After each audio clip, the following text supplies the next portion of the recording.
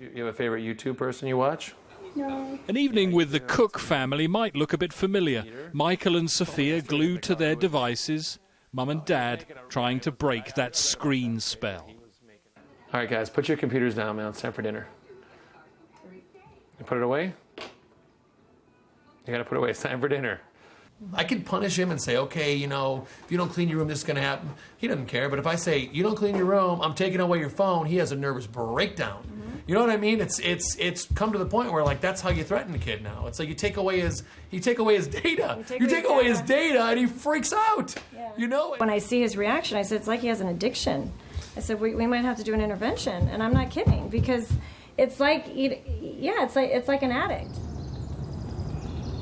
I'm curious a little bit what the guys think about where they should put their phones. The answer, perhaps, lies here in the wilds of Washington State and a rehab center for young people addicted to digital technology.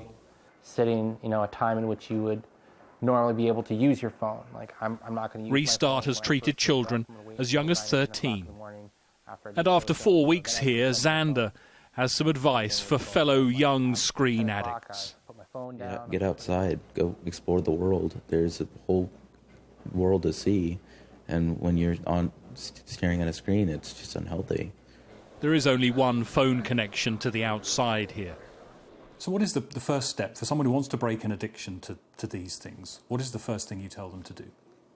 I think it's really important to come together as a family and talk about tech and how much is good, how much is okay, and when does it start to interfere with the family relationships, with responsibilities, with sleep.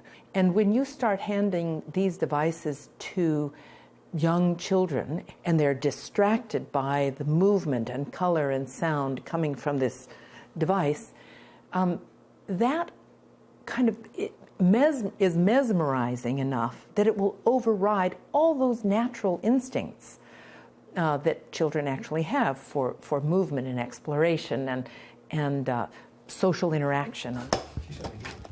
It isn't easy, as the Cook family know. We grew up with phones, we grew up with technology and stuff, so it's kind of like we're just like born with it, He sees it as a gateway to a future career, but the experts disagree. Either way, tech's reach into young lives is inescapable. Greg Milam, Sky News, Los Angeles.